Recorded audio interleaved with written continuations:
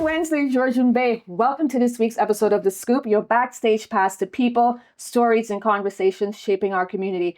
I'm Janene, and I'm so excited to share that today, Nadia and I are doing something a little bit different. That's right. Katarina's working overseas this week, and since it's just the two of us, we decided to take our show on the road. We are in beautiful Clarksburg, kicking off a tour of the Clarksburg and Thornbury Antique and Vintage Trail, a unique collaboration of local shops, each with its own style and story. Okay, but before we start, Okay, I have a question for you. Yeah. If you had a time machine that could take you back, but you were going back specifically just to go shopping, what decade would you go to? I think I want to go to the 70s. 70s. Yeah. It's a vibe. It is a vibe. It is. Forget the afros, but hello, the pants and the colors and all of those rich textures. Yes. Oh, platforms. Hello. I love it. Yes? Yeah. I don't know. For me, I think I would have to go 20s. Okay. Oh, flapper style. Yes, the flapper, the Art Deco, just like that Great Gatsby sort The of like. extreme haircuts with the bangs. And I mean, like the music aside, just that Yeah. whole era just has a vibe that I just gravitate to. I love it. Well, luckily today we don't need a time machine, just a good pair of shoes, because our first stop is Rediscovered on Marsh, where the whole antique trail journey began.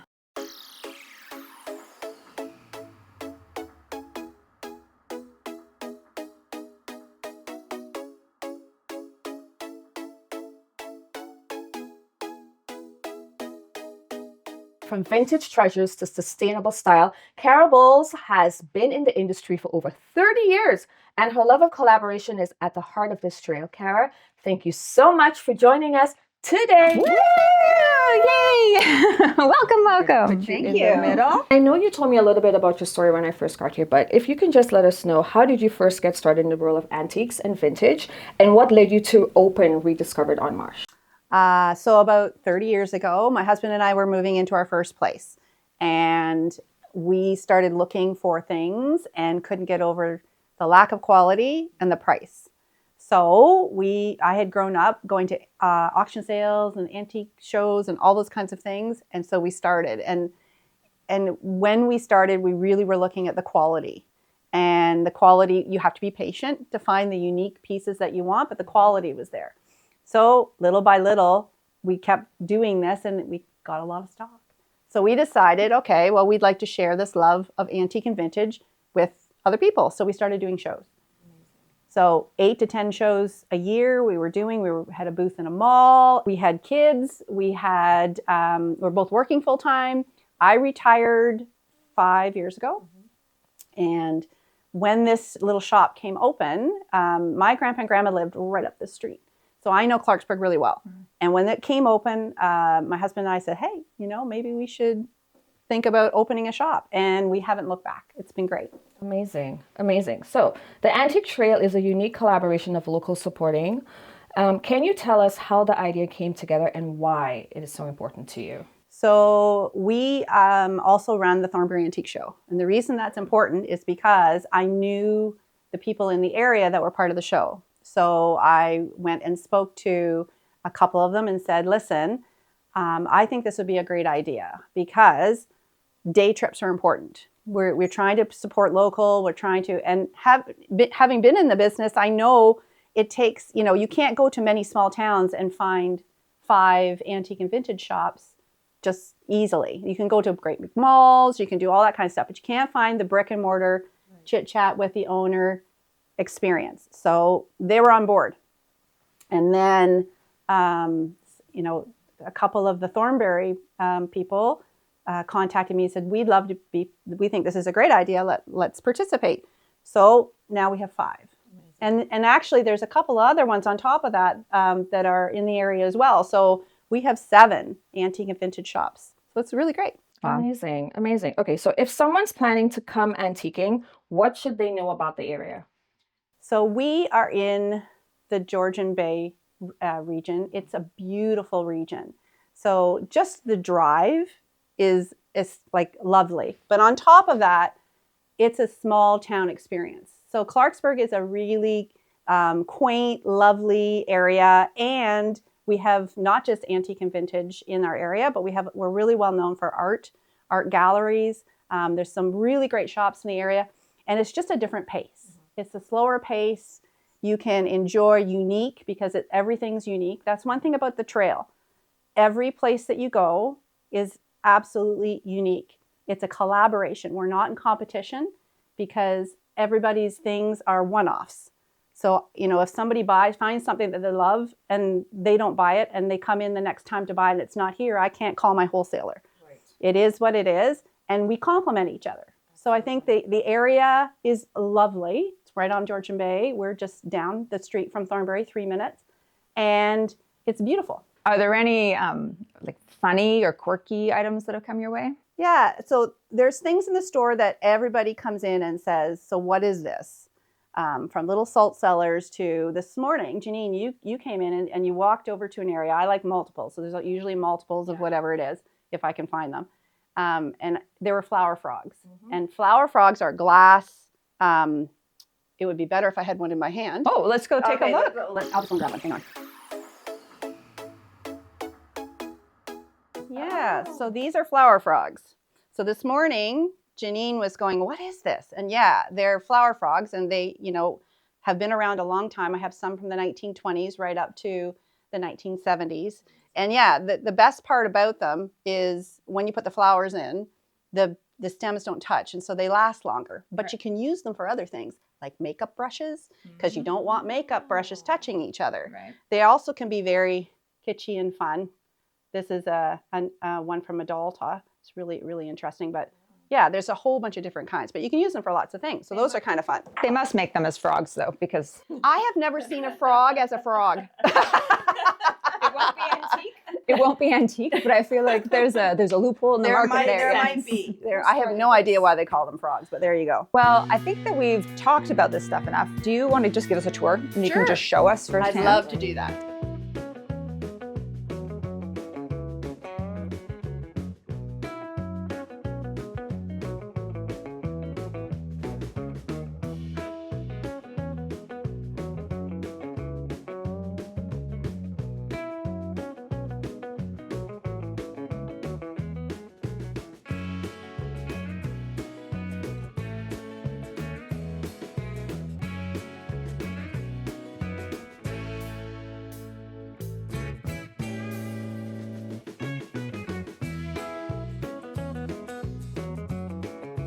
Kara, thank you so much for sharing your story and for showing us how community, creativity, and collaboration can come together in such a unique way. But we're just getting started. When we come back, Kara's taking us to the next stop along the trail for even more vintage gems and unexpected finds. Stick around. We'll be right back. So we're going down the street. Yes, we are. We're literally too close.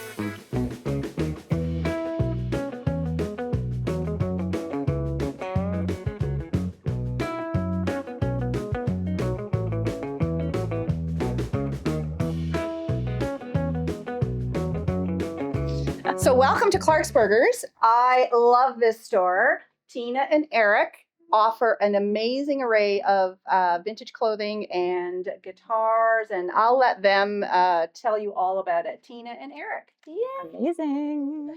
So Tina and Eric, thank you so much for being with us today. We just want to know what your story is. How did Clarksburghers come to be?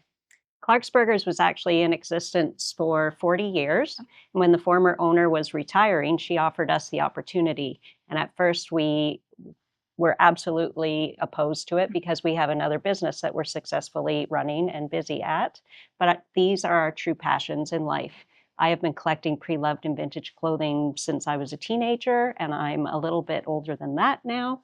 My collection is quite substantial, as everyone who knows me knows. And Eric has been a self-taught musician since he was about 18. When you had the idea for this shop, what was your vision for it? Because you have a mishmash of stuff in here. I think we're quite eclectic naturally. Yeah, our home is very eclectic Our as well. home is so a little- it's just part of our home, an extension. Tell us about what kind of pieces are in this store. What do you specialize in? I think I specialize in just one of a kind everything. Mostly it's pre-loved. It's been around for the most part. Some pieces are very, very old and some less old, but it's all a part of the circular economy and sustainable, and as opposed to tossing this aside or just pitching it to maybe somebody who's not going to value it as much as someone like me, I curate it and here it is. And so it's all vintage clothing, hats, accessories. Exactly. And some newer than others. So I have some pieces from the 40s, the 50s, and some might honestly just be from a couple years ago, but it was worn elsewhere. And then the other side of the room, which we're going to go see, by the way. Music store, yes. Well, I've always had a love for music and started playing when I was a teenager. And I started collecting guitars at home, and my room was getting filled with guitars and other instruments. And when Tina decided she wanted to do this, I thought, well, the perfect time to get rid of my instruments from my house. And now we have the store here. So, and there's a lot of used stuff there as well, plus new stuff. And so do people come in and bring stuff to you? Do you go out and source stuff? I do have some ladies that have consigned with me, but most of the pieces are owned outright by myself, sourced by me, steamed, ironed, mended, repaired, dry cleaned by me. What sort of memorable pieces have you had come through this shop? I'm sure there's a story for every vintage item, right? Yeah. Well, I know I had this amazing couple come in, older couple, and they brought in a violin in a kind of a garbage bag, and they just didn't know anything about it. And they said, "Can you tell us anything about this?" So I did look it up, and I was amazed. It's from France, and they're priced anywhere from $50,000 to $500,000. So their jaws dropped. It was quite amazing at the time. Oh my goodness! Did they walk away with it, or? Yeah, I told them, I said, "Please don't keep it in a garbage bag. Put it somewhere safe and protect it." And Wow. And, now they were shocked though. So maybe if you have a vintage item, don't put it in a garbage bag until you've checked online. And if you want an opinion, bring it in and we can look at it. I'd love to have a tour of the place, and then while we're going through, maybe you can just tell us a little bit about why you've styled things in the way that you style. I'm sure everything has a purpose. Well, you'd be surprised, but no, not much. We were under a really quick timeline with this, and having never done this because our other business is graphic design and signage, we had to research just how to build our clothing racks, how to place things. We bought things on Marketplace for the decor on an off chance that it would work, and not being able to get into the building to even know.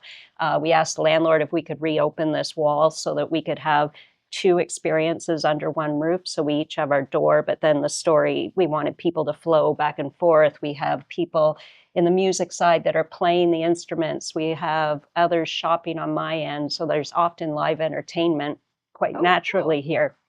So we think we are quite an exceptional experience in that.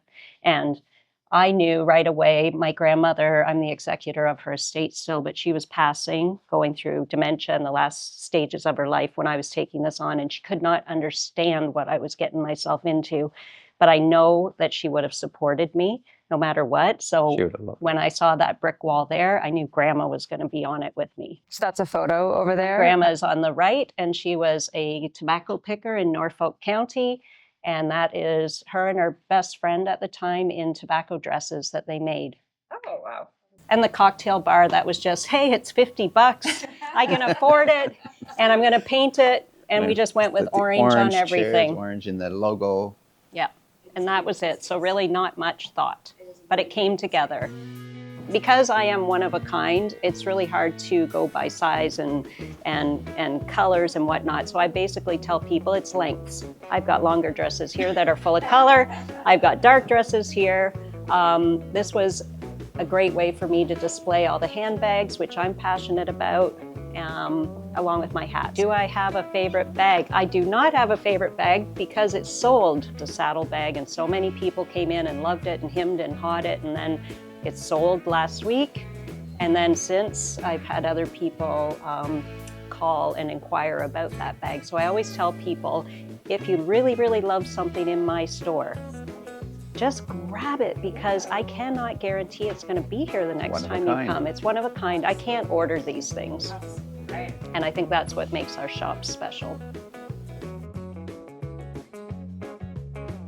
Kara mentioned that you also fix and repair guitars as well. Yeah. Yeah, we do full, I do all kinds of repairs on guitars, old guitars, newer ones, setups, restringing.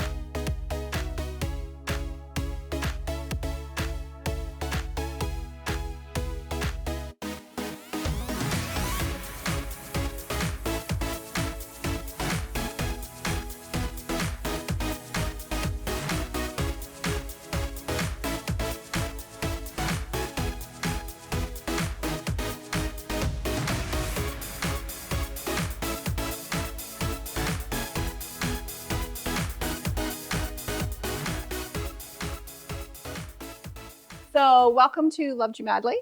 This is one of my favorite shops. I've been shopping here a very long time. And this is Lesley, and she's going to tell you all about her fabulous shop.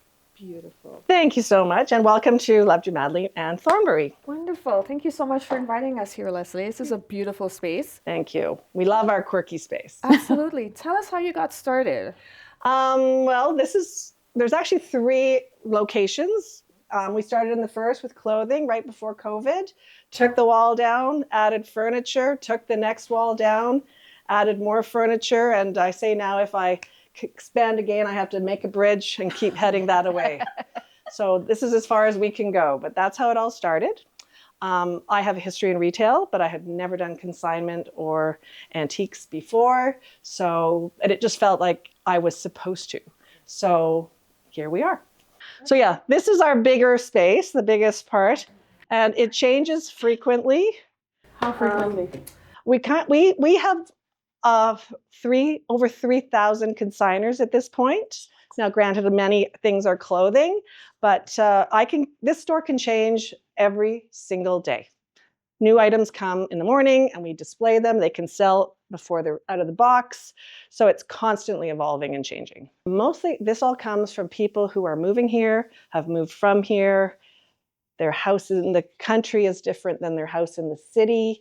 And it just doesn't work. They bring their things and they don't work. I got those 2 bookshelves from a colleague of my husband's. He called and said, I got these bookshelves. So I don't know where it's going to come from. Are there any guidelines or rules in terms of what sort of pieces you collect here? Yes, it's all in my head. It has to just somehow make sense to me on some level. I like a lot of different things. I've got a lot of on our ads we say from classic to quirky. I will take ugly before boring. No boring. That's a rule. Yeah, it just Ugly has to be before boring. different. Yeah, that matters to me. So I love that. I think we should create a poster that says that just about us. Yeah. I can't do it. It's boring. I'm really sorry. Have you had any items come through here that have been really memorable? Yes, I remember one time I do videos, an Instagram video once a week, and I'm always fretful at that time, and I don't want people to show up. And then this giant truck shows up at the back, and there's tables and chairs, and instantly it was the most beautiful oval drop leaf English antique table I had ever seen. I went, just let us have it, and we redid the whole set that we had staged. So that was very memorable. I've had a lot of dining room tables that came and went. I had one table that someone would buy it, take it home, buy another table here, bring that one back, bring another table. It happened 4 times, I think. I made more money on that table than struck tube. for sure.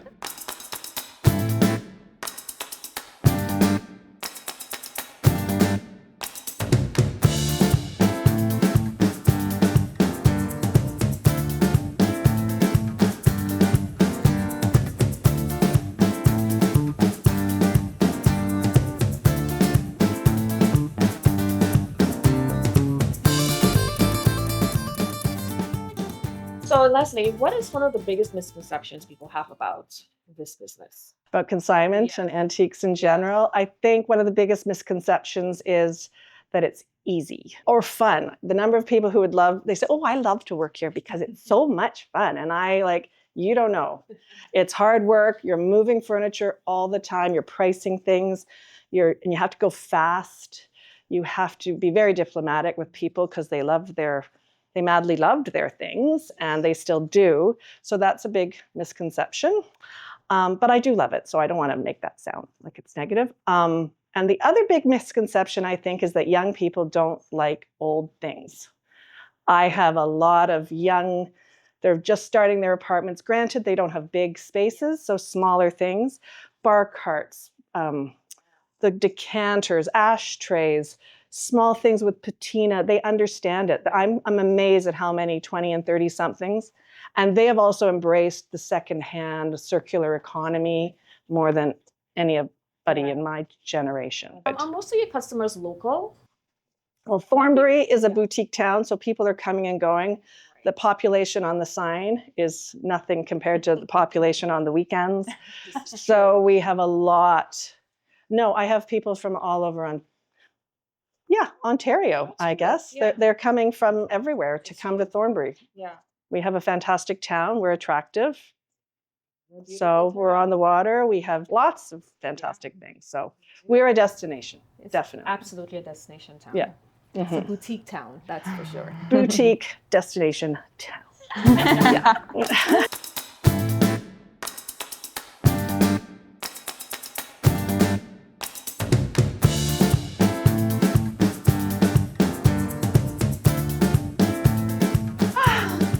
Yes. This is more the life. A little therapy couch here. Shayla. Isn't this what antiquing looks like every day? You just At the end of the day. sit around. Yeah. There's a lot of research that goes into the pieces. I would imagine that there would be, like, you get such a beautiful piece, like a sideboard or something, and I would imagine it's a lot. I always say to people, I do price to sell. I'm not giving it away. I'm not a museum or a gallery. So we want these things to move. Google Lens is great, researching from other consignment shops what we think the market will bear. Sometimes what the consignor wants. Sometimes that means it's not going to make the cut.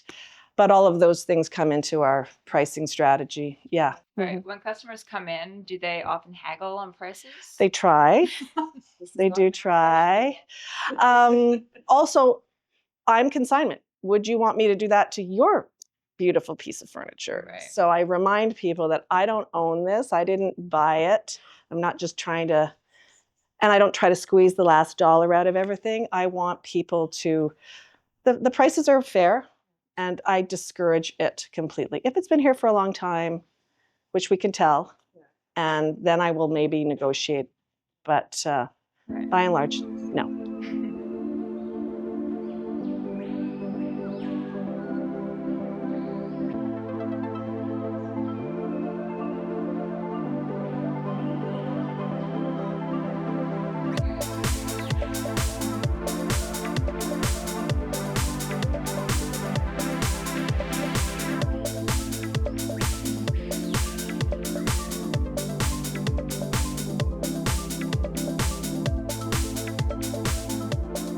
I love your shoes. Thank you. Thank you.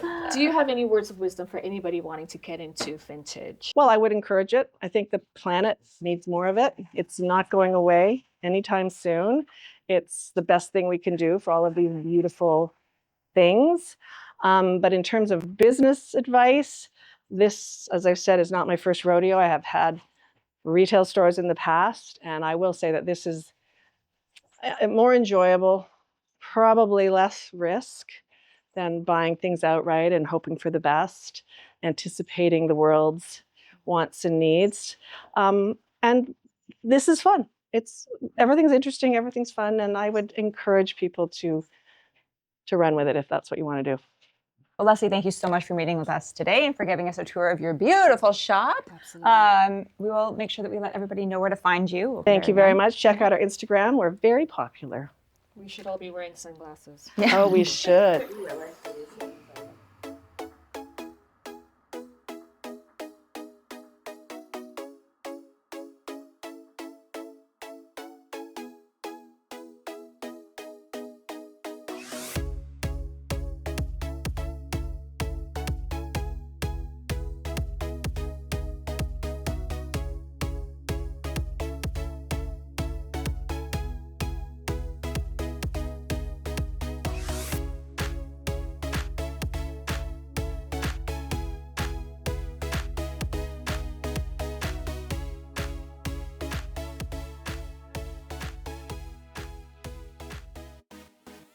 So welcome to Cuisine.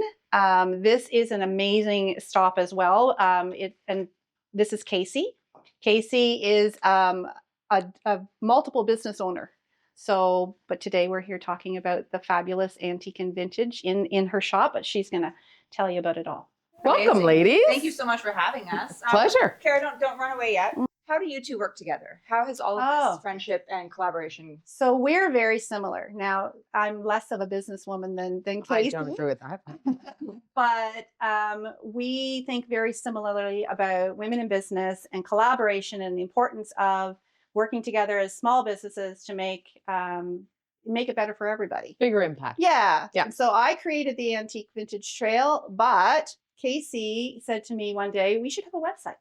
Yeah, we should. And so that was Casey. So you see how we're complementing one another. So And Amazing. we share customers too. We Yes. send people back and forth. If Absolutely. we have research questions, we go back and forth. So I'm very much about women in business. I've been in business here in Thornbury for 15 years. I started the Cheese Gallery in June 2010.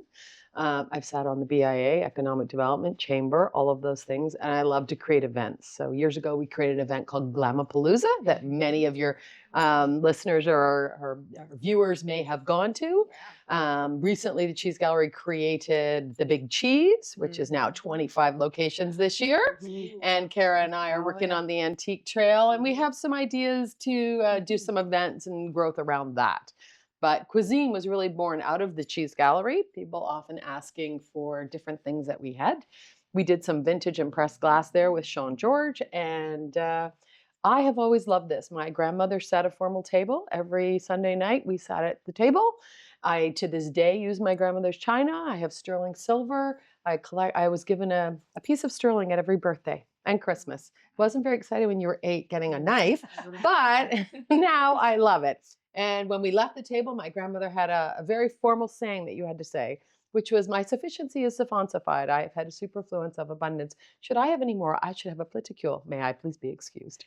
And so she was, that is the plaque on my wall. My grandmother was about etiquette and about manners and about beautiful things. And so Cuisine is a bit of an ode to her.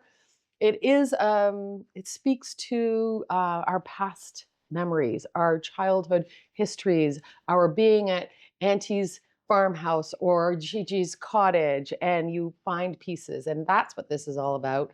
It's also about sustainability. I mean, Pyrex was made in the 40s and 50s and 60s, and it's still great. I had a lady come in and say, I bought a dish at a big box store. It lasted me 3 months. What have you got? I said, let's go to Corningware. It'll last you 50 years. Yes. So we are about that too. And our clientele really love the weave of vintage and modern together. So you can come in and get a brand new Emile Henri, or you can buy a 50-year-old Pyrex. You can get a brand new Staub cast iron, or you can buy a cast iron pot or pan that was done in the 1920s.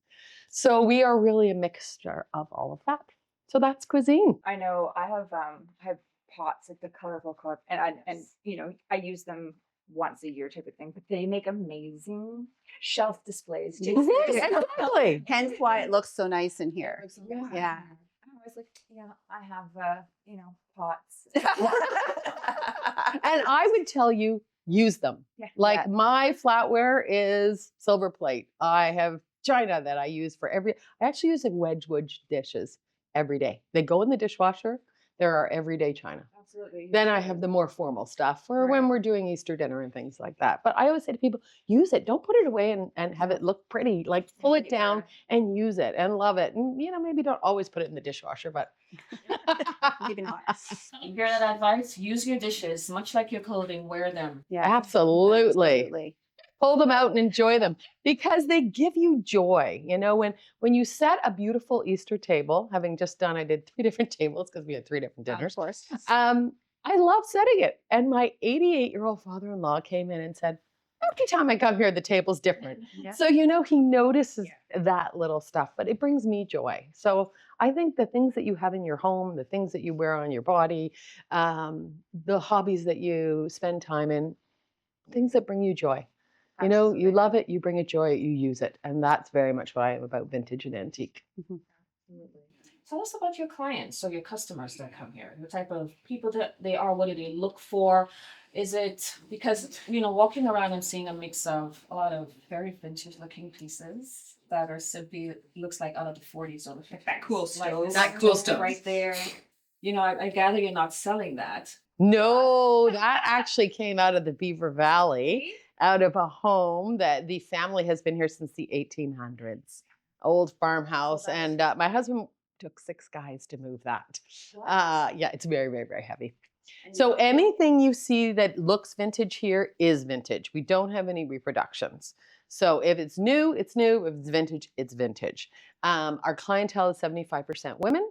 We go from young women in their, early 20s to we just had 3 European women in. So excited to find a vintage stainless thermos that, they were looking for something like that. So we have, everybody is looking. And, people say, I've got all this stuff and my kids don't want it. And I always say to them, they don't want your stuff, but they want other stuff. And it has to have a certain look and it has to be functional. And, their whole vibe thing is a big deal these days. Even vintage linens. People love vintage linens. These are hard to find now. So yeah, the clientele is a little bit of everybody. Men come in with a list. We had a man come in last week and he had a panic attack because we had this beautiful, massive wooden bowl and it had been in the window and he came in. Where's the bowl? We're like, what bowl? The big wooden bowl with the thing. And we had just moved it, but his wife had seen it and he was in here to get that for her because it was one of a kind. And there's a lot of that. And this goes back to something that a lot of people have touched on. It's like, if you see something that you love, you need to act on it because somebody will come in tomorrow and scoop it out from under you because there aren't 10 of them waiting in the Exactly. storage room. And they bring back our memories. They're the core of who we are and our history and our experiences, our family, our traditions. That's what vintage really speaks to. And antique, yeah. Do you have any advice for, entrepreneurs and or, specifically women that are looking to start a business and maybe are a little bit scared to take that jump? There's a saying that I used when opening both my businesses, because I opened both of them in rough financial times, is take the leap and know the net will appear. And sometimes you just have to bet on yourself. When I opened the cheese gallery, people thought I was crazy. But my husband and my sister and a few very good friends, one who's here today, said, no, this could work. And so you really have to have a lot of courage and you have to have a lot of belief in yourself that you will do whatever it takes to make it successful. And then you reach out to partners and people that are doing, don't be afraid to talk to people who are doing similar things because competition is a good thing. And actually competition leads to cooperation and cooperation leads to draws to people to come to the area. And so that's very much what this trail is about is, we all are doing the similar things in a different way. But at the end of the day, by cooperating, we've created something that people can actually come and do the trail and visit the area. And there's some expansions that can happen with that trail. So my advice would be do your financial plan, trust your gut, believe in yourself, and take a chance. Take a chance. Take a chance. Because you know what? The answer is always no if you don't take a chance.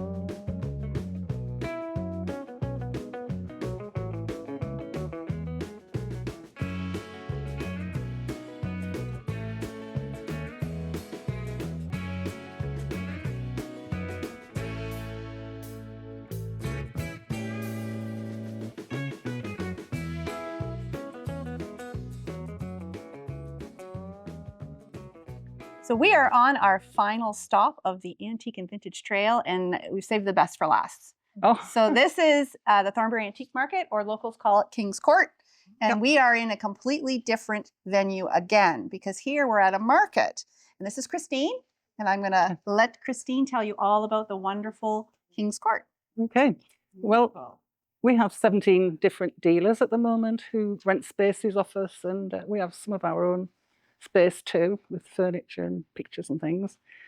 And I think having the different dealers helps to get variety, really.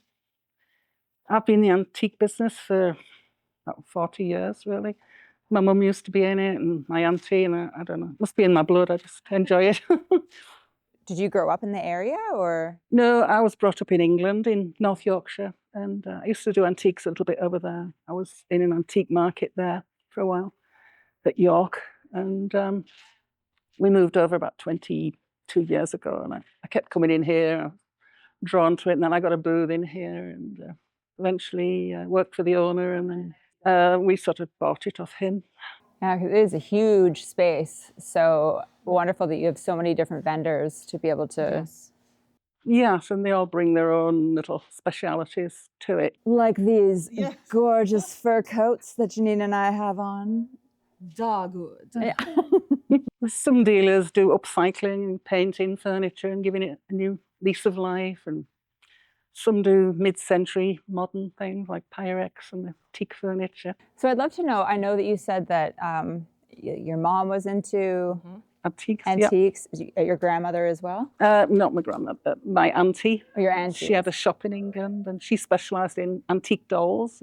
So, I mean, there's no university for vintage and antiquing, right? So how do you collect all of the knowledge to I think price it? just handling it and picking it up and looking at the back of it. I think that helps, because there's a certain feel to some of it. But some the of it's, lightness and some of it's art history, right? Some of it is, you know, you need to know these things, because I mean, I'm not trained in this at all, and so I would look at a piece of pottery or a piece of artwork and have zero appreciation for who crafted it.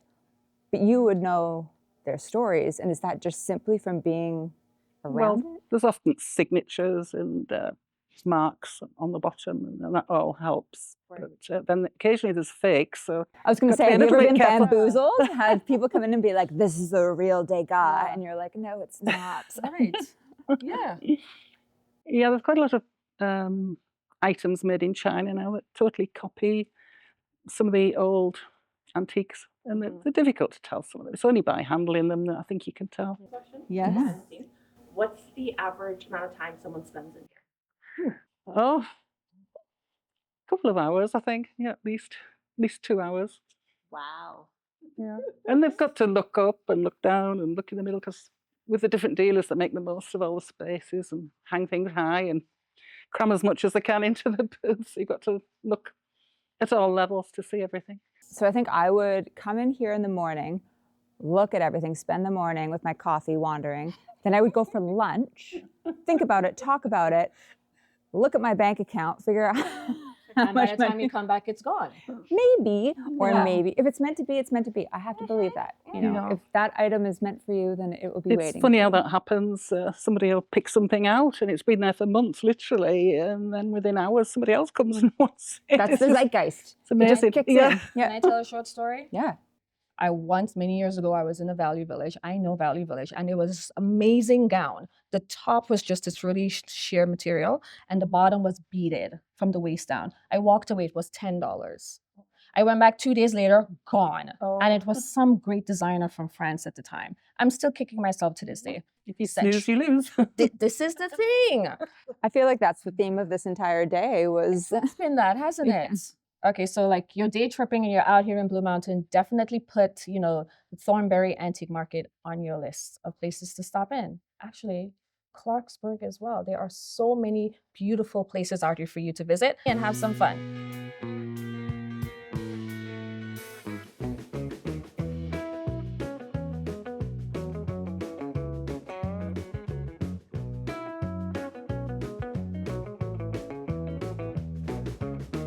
Unfortunately, that's all the time we have for today, but we'll be back next Wednesday with more people, places, and stories from right here in Georgian Bay. A huge thank you to Cara Bowles and every vendor that welcomed us into their store today. You gave us a little peek into the charm, character, and hidden gems of the Clarksburg and Thornbury Antique and Vintage Trail. So what's the scoop, Georgian Bay? If you've got an event, story, or small business that we should know about, send us a message or drop us a comment. We'd love to feature you. Thanks so much for shopping with us today. We'll see you next week. Let's take this coat off.